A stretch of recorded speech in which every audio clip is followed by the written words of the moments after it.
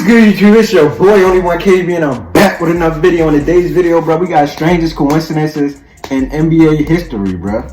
Now, if you're new to the channel, make sure you like, share, and subscribe. Turn on that post notification bell so you're notified I drop another banger, bro. We finna get to the video, bro. Follow me on the gram at kdb.young and not younger.kdb, because that is not me.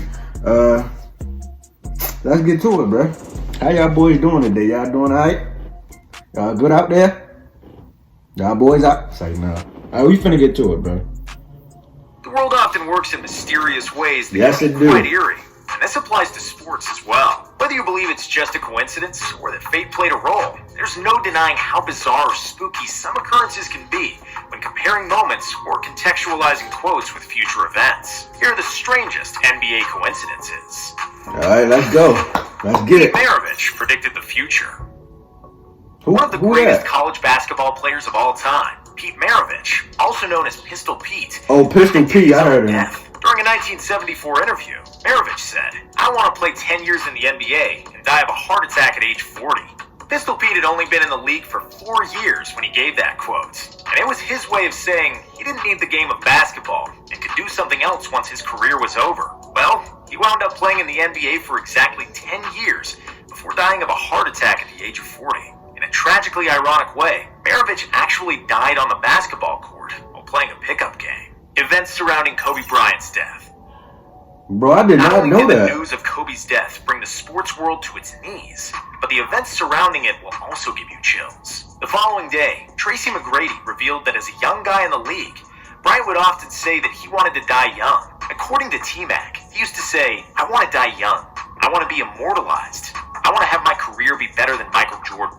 I want to die young." While Kobe's stance most definitely changed Why as he you got say that? older and started a family, he did become immortalized as one of the most iconic players in the history of the game. Just adding another layer of spookiness to the situation, the night before his death, LeBron passed Kobe for third on the NBA's In all-time Philly. scoring list. It's even crazier when you consider that it happened in Bryant's hometown of Philadelphia. The coincidences don't stop there, though. One of Kobe's former teammates, Ryan Kelly, played a game in Japan.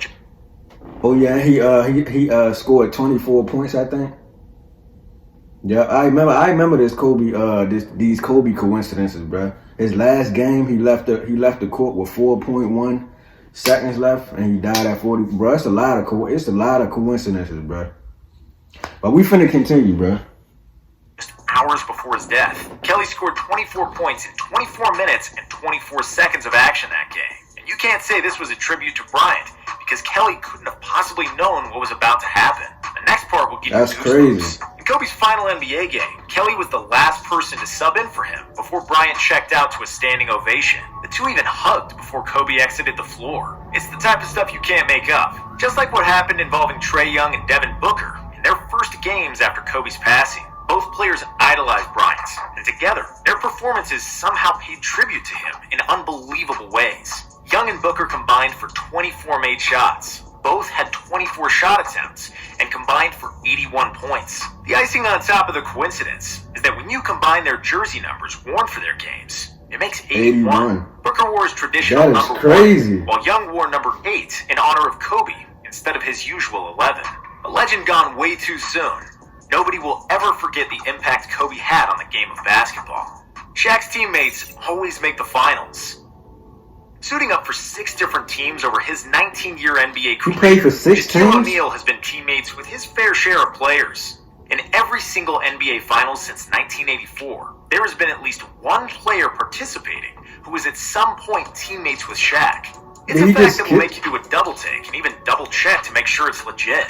As unbelievable as it may seem, there have indeed been 37 straight finals that check off this box. The streak even dates back to when Shaq was just a kid, as it began 8 years before O'Neal joined the league. The streak was most recently extended as 3 of Shaq's former teammates were members of the Lakers squad that won it all in 2020. LeBron, Rajon Rondo, and Jared Dudley. 3 guys who were teammates with a Big Diesel on 3 different teams. So if you're looking to place a futures bet on a team to make the finals, you should probably look to see if one of the players on the roster was once teammates with Shaq. Tracy McGrady and Vince Carter didn't know they were related. Yep, they cousins. I remember this. A coincidence that stretches far beyond the realm of sports and has impacted countless lives of everyday people involves individuals unexpectedly being related to each other. This coincidence becomes that much more strange when it happens to two NBA superstars. While it is now widely known that T-Mac and Vinsanity are related, that was not always the case, seeing as though the dynamic duo wasn't even aware of this fact until the summer before Carter's junior year of college. Without having any idea that they were related, Tracy and Vince would work out together at UNC. Bro, y'all think y'all got some cousins or people that y'all don't know y'all related to? That's like in a league or like just in general. Cause I think I done met all my cousins already. I don't know, bro. Only time will tell, but we finna continue, bro. Carter was on the team there. In the summer of '97, McGrady went to a family reunion in Atlanta, where an older lady approached him, and the two had a conversation that ended up talking about basketball. Well, that lady was Carter's grandmother, as she revealed Vince and Tracy were actually distant cousins. Fate wasn't done there, though, as they both wound up getting drafted in the first round in back-to-back years by the Toronto Raptors. This only brought the pair closer together. That's crazy, as a teammate once said, they say they're cousins. Siamese twins is more like it. Two guys becoming the faces of an expansion. And they was on the same team, only too. Recently finding out they were related sounds like a movie script straight out of Hollywood. Kawhi Leonard and Vince Carter took the same shot. With McGrady having left the Raptors, it was Vinsanity carrying the hopes of a city in 2001. Carter got Toronto to the Eastern Conference semifinals that year. He and his Raptors then had a tall task of taking on the 76ers, led by league MVP that season, Allen Iverson. The series was like a heavyweight boxing title fight, with both sides going back and forth. It went to a decisive Game 7, where it all came down to the final possession. With 2 seconds on the clock, and the Raptors down by 1 with the ball, everybody knew who was taking the final shot. With a chance to send Toronto to their first conference finals in franchise history, Carter caught the inbound pass on the wing as he was closely guarded. He launched a 3 in front of his bench. The shot was no good, as the Raptors were dealt a knockout punch. Toronto didn't make the Eastern Conference Finals for another 15 years. Kyle Lowry is so trash. Ain't that your name, Kyle Lowry? Where the Raptors would finally have a chance to get revenge on the city of brotherly love. In another epic 7-game series between the 76ers and Raptors in the Eastern Conference semis, it again came down to the final possession. In a tie game with 4 seconds left, Kawhi caught the inbound pass and made his way to the corner of the court in front of the Raptors bench. There he fired up a contested shot with his foot on the three-point line.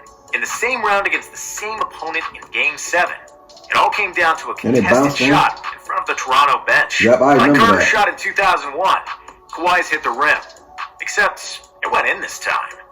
After bouncing on the rim multiple times, it somehow fell in as the Raptors won the series and went on to win their first ever title that season. Although they spent significantly different amounts of time playing for the team, both Leonard and Carter will forever be a part of Toronto basketball. I'm not trying to be funny or nothing, but like, bro, Kawhi Leonard had the same neck braids for like, do his hair like grow like I feel like he had like the same braids forever, bro. I feel like his braids don't never get longer, bro. I don't know what it is. I don't know if it's just me, bro. But we finna continue, bro. As will these two shots. LeBron and Steph were born in the same hospital. Yup, I remember. Yup, I said I remember like I was there. Every basketball fan knows LeBron was and they born in Akron, the same Ohio. city. He was the chosen one, destined to save Cleveland from a long history of sports torture. And he did so in 2016. However, he's not the only NBA superstar to be born in that city. While he grew up in Charlotte, North Carolina, Steph Curry was actually born in Akron, as his dad Dell was playing for the Cavs at the time. Not only were the two both born in Akron, but they were born in the same hospital, Akron General Medical Center. The odds of two NBA legends being born in the same hospital in a city not known for producing professional athletes has to be astronomical. It becomes even crazier when you consider how their NBA careers became so tied up with one another after facing off in 4 consecutive finals. If there was a 2-on-2 tournament where teams consisted of people born in the same hospital, it's safe to say Akron General Medical Center has taken the crown, just like Steph and LeBron's teams have done in 5 of the last 6 seasons. Michael Jordan had identical Game 6s. When discussing MJ's legacy, everybody always brings up his 6-0 finals record. 2 of those rings came from defeating the Utah Jazz. In the 1997 finals, the Jazz took the Bulls to 6 games before falling to Jordan and his squad. In that series-clinching Game 6, Michael played 44 minutes and was 15 of 35 from the field. Fast forward a year, and Utah and Chicago faced off for another I ain't gonna lie, bro. I can and beat again, Michael Jordan in a the series sat at 1v1. 3-2 in favor of the Bulls. Thanks to the year prior, MJ knew exactly what it took to close out the Jazz. 44 minutes of play and making 15 out of 35 shots. As if he had the secret formula for victory in hand.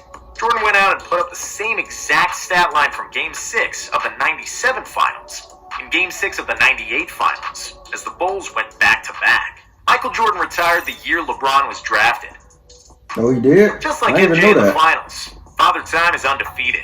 No matter how great a player is, Oh, he retired at as they get 38? older, their skills gradually deteriorate, eventually forcing them to step away from the game they love and once dominated. This became evident watching Jordan in a Washington Wizards uniform. There's a reason they didn't include that part in the Last Dance documentary. It was finally time for MJ to pass the reins to someone else. Insert LeBron James. As a junior in high school, LeBron shared the court with a then nearly 40-year-old Michael in a pickup game at one of Jordan's basketball camps. Maybe seeing the King, as the media like to call him, in action, let Jordan know that the league would be in good hands with James after he retired. MJ ended up retiring in 2003, which was the same year LeBron was drafted first overall by the Cavs. Jordan entered the league in 1984, which was also the same year James was born.